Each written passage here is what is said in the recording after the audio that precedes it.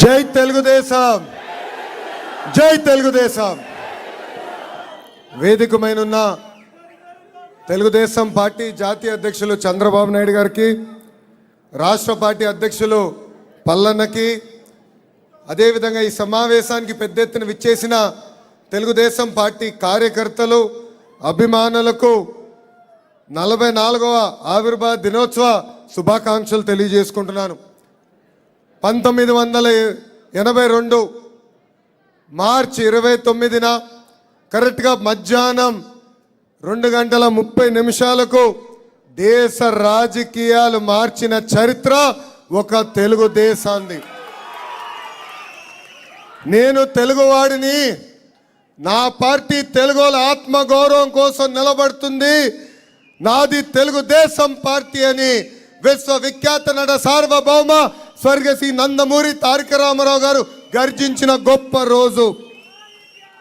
తెలుగు జాతి కోసం జన్మించిన పార్టీ మన తెలుగుదేశం. తెలుగు వారి గుండె చొప్పు తెలుగుదేశం. మానవతానికి మానవ రూపం అన్న ఎన్టీఆర్. భారతదేశ చరిత్రలో ఏ రాజకీయ నాయకుడు ఆ సాహసం చేయలేదు. బండెక్కి 9 నెలలు ఒక్కరోజు కూడా విశ్రాంతి తీసుకోకుండా 35,000 కిలోమీటర్లు చైతన్య రథంలో తిరిగిన గొప్ప నాయకుడు అన్న ఎన్టీఆర్. అంతేకాదు, ఇంటిలో ఆయన కొడుకులు పెళ్ళుంటే మనందరి బాలయ్య, నా ఒక్కడ ముద్దల మావయ్య. బాలయ్య బాబు గారి పెళ్ళి ఒక పక్కన, ఇంకో పక్కన రామకృష్ణ గారి పెళ్ళి ఇంట్లో ఉన్నా కూడా ఆయన పెళ్ళికి రాలేదు. ఒక పవిత్ర బాధ్యత నేను చేస్తున్నాను, నేను బయటికి వెళ్ళాను, గెలిచిన తర్వాతనే ఇంటి గడప తొక్కుతానని చెప్పిన గొప్ప వ్యక్తి మన అన్న ఎన్టీఆర్. ఢిల్లీ అహంకారానికి తెలుగోడి ఆత్మగౌరవం మధ్యలో యుద్ధం జరిగింది. 9 నెలల్లో తెలుగుదేశం పార్టీకి అధికారం తీసుకొచ్చిన గొప్ప వ్యక్తి అన్న ఎన్టీఆర్. ఇంతేకాదు, దేశ చరిత్రలో ఈ రికార్డు ఎవరు బద్దలు కొట్టలేదు. రికార్డులు రాయాలన్నా, తిరిగి రాయాలన్నా ఒక తెలుగుదేశం పార్టీతోనే సాధ్యమవుతుంది. కార్యకర్తలంటే మన బలగం. ఆ పసుపు జెండా చూస్తేనే మనకెక్కడ లేని పౌరుషం. ప్రత్యర్థులు దాడి చేస్తుంటే ఏకంగా నామినేషన్ పత్రాలు లాక్కునేదానికి ప్రయత్నిస్తే తొడగొట్టి మీసాలు తిప్పిన అంజిరెడ్డి తాతనే మనందరికి ఒక దమ్ము. మెడపై కత్తి పెట్టి వాళ్ళ నాయకుడికి జై కొట్టమంటే జై తెలుగుదేశం, జై చంద్రబాబు అని చెప్పి ప్రాణాలు కోల్పోయిన తోట చంద్రయ్యనే మనందరికి ఒక ధైర్యం. ఇంతేకాదు, ప్రత్యర్థి దాడిలో కంటి చూపు పోగొట్టినా తగ్గేదే లేదని చెప్పిన చెన్నుపాటి గాంధీ గారే మనందరికి ఒక స్ఫూర్తి.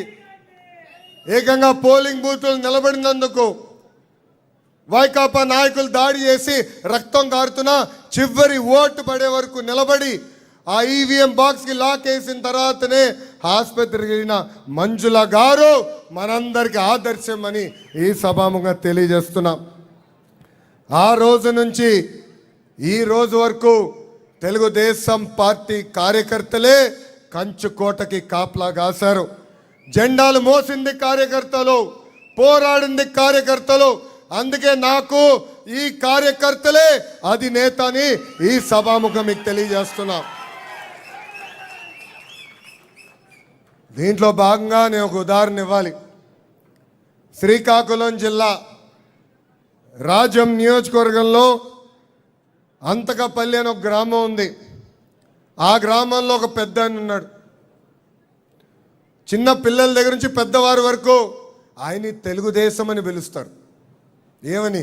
తెలుగుదేశం అని పిలుస్తాడు. ఆ పెద్దాయన పేరు ఎవరికి తెలీదు. ఆ పెద్దాయన కూడా తెలుగుదేశం అంటేనే ఆయన పలుకుతాడు.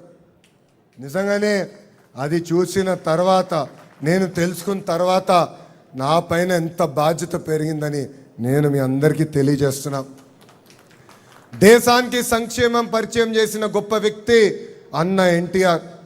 2 రూపాయలకే కిలో బియ్యం, 50 రూపాయలకే ఆనాడు రైతులకు హార్స్ పవర్ కరెంట్, పెన్షన్ కార్యక్రమం కానివ్వండి, పక్కా ఇల్లు కానివ్వండి, గురుకుల పాఠశాలలు, మహిళలకు ఆస్తుల సమాన హక్కు, పటేల్ పట్వారీ వ్యవస్థ రద్దు, బీసీలకు ఆర్థిక రాజకీయ స్వాతంత్రం, తిరుపతిలో మొదటి మహిళా యూనివర్సిటీ, తిరుమలలో నిత్య అన్నదానం, తెలుగు గంగా, ఇట్లా చెప్పుకుంటా పోతే ఒక రోజంతా పడుతుంది. అలాంటి అద్భుతమైన సంక్షేమ కార్యక్రమాలు కేవలం 7 సంవత్సరాల్లోనే అన్న ఎన్టీఆర్ మనకు అర్పించారు. ఇంతేకాదు, దేశానికి అభివృద్ధి చూపించిన బ్రాండ్ మన సిబిఎన్. ప్రజల వద్దకు పాలన, విద్యా ఉద్యోగాల్లో మహిళలకు 33.33% రిజర్వేషన్, మహిళల కోసం దీపం పథకం, డ్వాక్రా, రైతు బజార్, పట్టిసీమ, అప్పుడు ఐటీ అంటే ఇప్పుడు క్వాంటమ్, అప్పుడు సైబరాబాద్ అంటే ఇప్పుడు అమరావతి. వయసు 75 అయినా స్పీడు 25 సంవత్సరాలు కుర్రోడు. ఆయన రికార్డులు బద్దలు కొట్టే వ్యక్తి ఇంకా పుట్టలేదు, పుట్టడు. అది మన సిబిఎన్.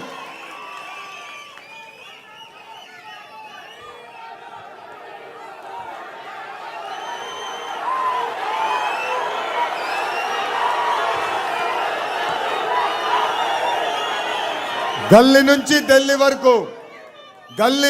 ఢిల్లీ వరకు పసుపు జెండా పవర్ ఏంటో మనం చూపించాం. ఎక్కడ చూసినా సైకిల్ బ్రాండ్ కనపడుతుంది. National front, United front, NDA లాంటి అలయన్స్లో కీలక పాత్ర వహించింది తెలుగుదేశం పార్టీ. అంతేకాదు, రాష్ట్రపతిగా అబ్దుల్ కలాం గారిని ప్రతిపాదించింది మన సిబిఎన్. పార్లమెంట్కి తొలి దళిత స్పీకర్గా బాలయోగి గారిని కూడా నియమించింది మన సిబిఎన్. అంతెందుకు, అంబేద్కర్ గారికి రత్న రాతలో కీలకమైన పాత్ర వహించింది అన్న ఎన్టీఆర్. హైవేస్ కానివ్వండి, పవర్ కానివ్వండి, టెలికాం కానివ్వండి, ఐటీ కానివ్వండి, ఇప్పుడు ఏకంగా డేటా సిటీ కానివ్వండి, అనేక సంస్కరణలో కీలక పాత్ర వహిస్తుంది ఒకే ఒక party, Telugu Desam party. Telugu Desam party లేకుండా చేస్తా ఉన్నారు కొంతమంది. ఇప్పుడు వాళ్ళే అడ్రస్ లేకుండా పోయారు. అర్థమైందా రాజా? 2019 నుంచి 24 వరకు ఎన్ని అరాచకాలు చేశారో మనందరం చూసాం. 79 మంది కార్యకర్తలు, నాయకుల్ని ఆనాటి పాలకులు చంపేస్తాం కూడా జరిగింది. తోట చంద్రయ్యని చంపేస్తే పాడి మోసింది మన సిబిఎన్. ఆ కుటుంబానికి ఈరోజు ప్రభుత్వ ఉద్యోగం కూడా ఇచ్చింది మన సిబిఎన్. కొన్ని రాజకీయ పార్టీలు వాళ్ళ స్వార్థం కోసం కార్యకర్తల చేత కత్తి బట్టిస్తారు. కానీ మన సిబిఎన్ కార్యకర్తల పిల్లలకి పుస్తకాలతో పట్టించారు. ఫ్యాక్షన్ దాడిలో మన కార్యకర్తలు చనిపోతే ఆ పిల్లల్ని స్వయంగా దత్తకు తీసుకుని చదివించి ప్రయోజకులుగా మార్చింది మన సిబిఎన్. నేను ఆ పిల్లల్ని పాదయాత్రలో కలిసా. ఒకరు డెలాయిట్, ఒకరు గూగుల్, అంతర్జాతీయ సంస్థల్లో వాళ్ళు పనిచేస్తాం కూడా జరుగుతుంది. కార్యకర్తలపైన, నేతలపైన కేసులు పెట్టారు. మన దేవాలయంగా భావించే ఈ తెలుగుదేశం పార్టీ కార్యాలయం పైన దాడి చేశారు. మన సిబిఎన్ ఇంటిపై దాడి చేశారు. ఏం తప్పు చేయని మన సిబిఎన్ని 53 రోజుల్లో జైల్లో బంధించారు. వాళ్ళందరికీ చెప్తున్నా, క్లేమోర్ మైన్కే భయపడని బ్లడ్ మాది. మీరు పెట్టే కేసులు, దాడులకి మేము భయపడతామా? 2024 ఎన్నికల్లో 94% స్ట్రైక్ రేట్, 57% ఓట్ షేర్ వచ్చింది. 8 ఉమ్మడి జిల్లాలో క్లీన్ స్వీప్, ఎన్డీఏ సాధించింది. దేశంలో ఏ రాష్ట్రం చేయని విధంగా మనం సంక్షేమం చేస్తున్నాం. పెన్షన్ వృద్ధులకి 4,000 రూపాయలు, వికలాంగులకు 6,000 రూపాయలు, బెడ్కే పరిమితం అవుతే 15,000 రూపాయలు ఈరోజు మన సిబిఎన్ అందిస్తున్నారు. ఇక్కడున్న కార్యకర్తలు, రాష్ట్ర వ్యాప్తంగా ఉన్న కార్యకర్తలు ఆలోచించాలి. భారతదేశంలో ఏ రాష్ట్రంలో కూడా ఇంత పెన్షన్ ఇవ్వట్లేదు. ఇంతేకాదు, ఏకంగా దీపం పథకం ద్వారా ప్రతి ఏటా ఉచితంగా 3 గ్యాస్ సిలిండర్లు అందజేస్తున్నారు. ఇంట్లో ఎంతమంది పిల్లలుంటే అంతమంది పిల్లలకి తల్లికి వందనం ద్వారా 15,000 రూపాయలు మన సిబిఎన్ అందిస్తున్నారు. 16,347 టీచర్ పోస్టులు భర్తీ చేశాం. 6,000 కానిస్టేబుల్ పోస్టులు భర్తీ చేశాం. అంతేకాదు, మొన్న ఉగాదికి జాబ్ క్యాలెండర్ విడుదల చేశాం. 10,060 పోస్టులు ఈ జాబ్ క్యాలెండర్ ద్వారా సంవత్సరంలో భర్తీ చేస్తామని ఈ సభాముఖంగా యువకులకి నేను హామీ ఇస్తున్నా. నేను బయట ఎంత పోరాడుతున్నానో పార్టీ లోపల కూడా అంతే పోరాడుతున్నా. సంస్కరణ కోసం మనందరం కలిసికట్టుగా పోరాడాలి. కష్టపడుతున్న కార్యకర్తలు మనం గుర్తించాలి. ఆ పవిత్రమైన బాధ్యత నా పైన కూడా ఉంది. కష్టపడిన కార్యకర్తను గ్రామ స్థాయి నుంచి పాలిట్ బ్యూరో స్థాయి వరకు తీసుకెళ్లాల్సిన బాధ్యత మన పార్టీ పైన ఉంది. అందుకే మీరు చూడండి, ఈరోజు జాతీయ అధ్యక్షులు గారి పక్కన వెనకాల ఎవరు కూర్చున్నారో, ప్రతిపక్షంలో అధికారంలోకి వచ్చిన తర్వాత అహర్నిశలు కష్టపడిన వారు, మై టీడీపీ ద్వారా మాకు వివరాలు ఇచ్చిన వారు, వాళ్ళని ఈరోజు గుర్తించి గౌరవ అధ్యక్షులు నారా చంద్రబాబు నాయుడు గారి పక్కన కూర్చోబెడతాం జరిగింది. అందుకే ఇక్కడున్న కార్యకర్తలందరినీ కోరుతున్నా, మీ పని గుర్తించాల్సిన బాధ్యత మా పైన ఉంది. కానీ మీరు కష్టపడిన విధానం మాకు చెప్పాల్సిన బాధ్యత మీ పైన ఉంది. అందుకే మై టీడీపీలో అప్డేట్ చేయండి. పార్టీ పిలిపించిన ఏ కార్యక్రమం అయినా అది మై టీడీపీ ద్వారా పార్టీకి తెలియజేయాలని ఈ సభాముఖంగా కార్యకర్తలందరినీ నేను కోరుతున్నా. అంతేకాదు, మన పార్టీలో ఒక జబ్బు ఉందండి. ఆ జబ్బు పేరేంటి? గట్టిగా చెప్పండి. అలక. దానివల్ల నష్టపోయేది ఎవరు? కార్యకర్తలు, ఆంధ్ర రాష్ట్ర ప్రజలు. అందుకే అలక వీడాలి. మై టీడీపీలో సిబిఎన్ కనెక్ట్ అని ఉంది. మీరు గౌరవ ముఖ్యమంత్రి గారికి ఏమైనా తెలియజేయాలన్నా, జాతీయ అధ్యక్షుల వారికి నేరుగా ఏమైనా తెలియజేయాలన్నా తద్వారా తెలియజేయచ్చు. అందుకే ఆలక మానేయండి, అవసరం లేదని ఈ సభాముఖంగా కార్యకర్తలందరికీ నేను పిలిపిస్తున్నా. మనందరికీ అహంకారం వద్దు. గతంలో చూసాం, అహంకారం వస్తే 151 11కి పడిపోయింది.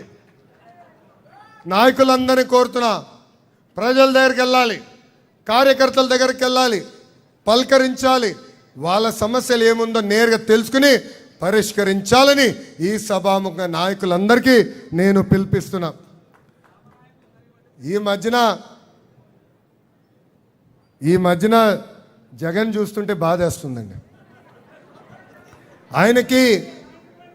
ఆయనకి క్రెడిట్ చోరీ డిసార్డర్, అంటే క్రెడిట్ చోరీ జబ్బు. దాని పేరు సిసిడి అని నేను పెట్టి ఆయనకు వచ్చిందండి. మొన్నే నుంచుని ఏకంగా ఆసిలర్ మిత్తల్ ప్రాజెక్ట్ ఆంధ్ర రాష్ట్రానికి రావట్లేదు, లోకేష్ అబద్ధాలు చెప్తానంటాడు. భూమి పూజ అయిన తర్వాత ఏకంగా ఆయన బయటకు వచ్చి నేనే తీసుకొచ్చాను, వాళ్ళ భూమి నేనే గెట్టేచ్చా అంటాడు. పాపం ఆయనకి ఈ జబ్బు నుంచి త్వరగా కోలుకోవాలని ఈ సభాముఖంగా ఆ దేవుడు కూడా నేను ప్రార్థిస్తున్నా. తెలుగుదేశం పార్టీలో కార్యకర్తలే అధినేత. భారతదేశంలో ఏ పార్టీకి లేని విధంగా 1 కోటి మంది కార్యకర్తలు తెలుగుదేశం పార్టీకే సొంతం. అందుకే ఈరోజు చూస్తే గతంలో ప్రమాద బీమా కింద 2 లక్షల రూపాయలు వస్తే ఇప్పుడు అది ఏకంగా 5 లక్షల రూపాయలకి పెంచారు మన సిబిఎన్. ఇప్పటి వరకు కార్యకర్తల సంక్షేమం కోసం 150 కోట్ల రూపాయలు ఖర్చు పెట్టిన ఏకైక పార్టీ మన తెలుగుదేశం. ఈ 44వ ఆవిర్భావ దినోత్సవం సందర్భంగా మొదటి విడతలో క్లస్టర్ యూనిట్ బూత్ జాతీయ రాష్ట్ర మండల్ డివిజన్ గ్రామ కమిటీలు ఉన్న వాళ్ళందరికీ ఉచితంగా హెల్త్ చెకప్ చేసి ఫాలో అప్ కేర్ కూడా అందిస్తామని వాళ్ళందరికీ నేను హామీ ఇస్తున్నాను. ఈరోజు ఒక పవిత్రమైన రోజు. మనందరం ఇక్కడ కూర్చోగలుగుతున్నాం అంటే మన ముందల ఎంతోమంది త్యాగాలు చేశారు. వాళ్ళందరినీ జీవితాంతం గుర్తుపెట్టుకోవాలని ఇక్కడున్న కార్యకర్తలందరికీ నేను పిలిపిస్తూ నాకు ఇంత అద్భుతమైన అవకాశం ఇచ్చిన మీ అందరికీ పేరు పేరున నా హృదయపూర్వక ధన్యవాదాలు తెలుపుకుంటూ మీ అందరి దగ్గర నుంచి సెలవు తీసుకుంటున్నాను. జోహార్ అన్న ఎన్టీఆర్, జోహార్ అన్న ఎన్టీఆర్. చంద్రబాబు నాయుడు గారి నాయకత్వం, చంద్రబాబు నాయుడు గారి నాయకత్వం. జై తెలుగుదేశం, జై తెలుగుదేశం, జై హింద్, జై హింద్. అందరికీ నమస్కారం. కృతజ్ఞతలన్నా.